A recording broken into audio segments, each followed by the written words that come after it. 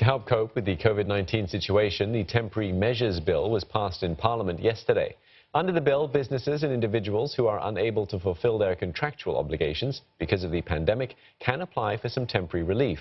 Monetary thresholds and time limits for bankruptcy and insolvency will also be increased to help parties involved tide through this difficult period.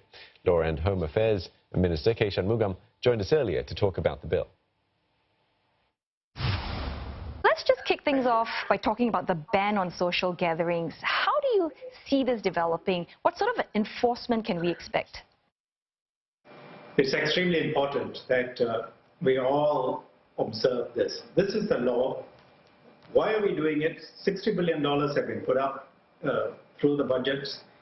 A lot of economic pain is being taken, but we have to observe this safe distancing measures. 3 exceptions if you want to go out in the next month. If you are an essential service worker, healthcare and so on, you go to work. Second, for yourself, if you need to do groceries, marketing, go out, come back quickly. No socializing. But if you have aged parents who need help, that's okay. But take care, don't pass anything on to them. And third, if you need to exercise on your own, near your house, go ahead and do it. Really, we need to be disciplined. We need to be staying within and not getting into crowded situations. We had over 2,000 ambassadors and enforcement officers yesterday advising people. More than 7,000 advisories were issued because many people stayed at home, but many people were also out and about. Today, the situation has been better. About 3,000 advisories have been issued. Again, we are trying to explain to people, take care, it's for your own good.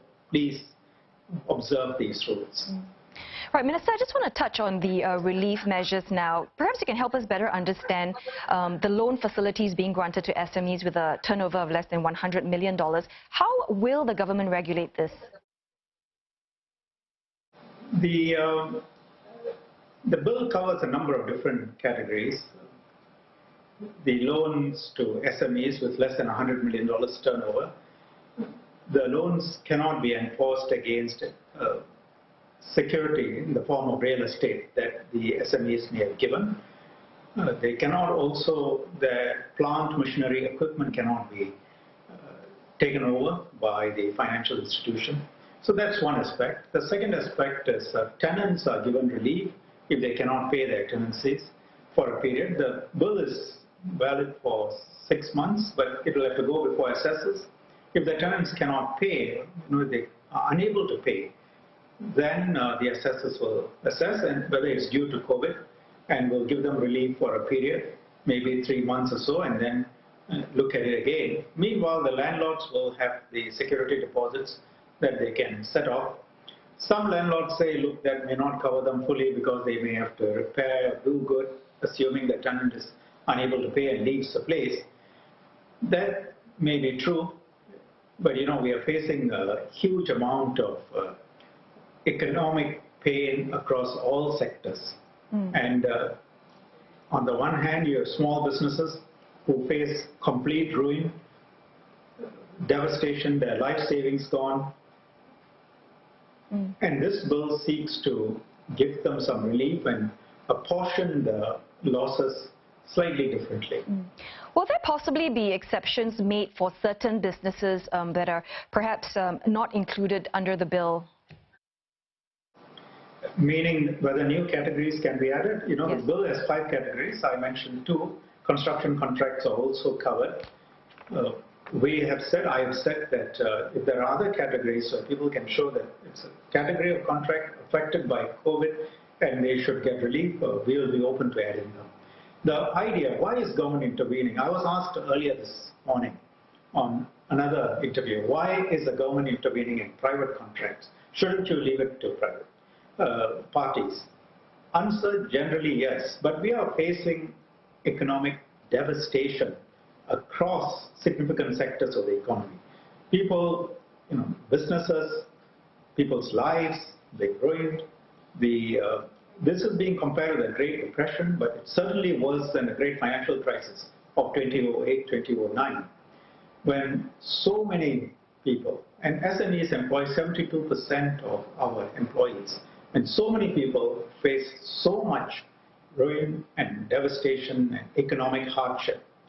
I said, we don't talk the minutest, strict legal rights under a contract. We talk equity, we talk justice. What is the right thing to do? Government has to intervene, and intervene decisively to help people. That's right. And under the bill, there are limits for bankruptcy and insolvency. That will also be revised. So to what extent will the changes help the individuals and businesses that fall under this category? Essentially, it will be more difficult to make a person bankrupt or put a company into insolvency. In the past, if a person owed $10,000, the company owed $10,000, you could start an insolvency proceeding. Now, a person has to owe $100,000, companies have to owe $100,000, and you've got to issue something called a statutory demand. In the past, it was 21 days, now it's 6 months. So you've got to issue a demand, you've got to wait for 6 months before you can start bankruptcy proceedings or insolvency proceedings. So the amount has been increased, which must be owed, and the time period you have to wait has been increased, gives people more time. I mean, it's in nobody's interest to see a soaring bankruptcies and insolvencies. We all know what the situation is. We have to help people.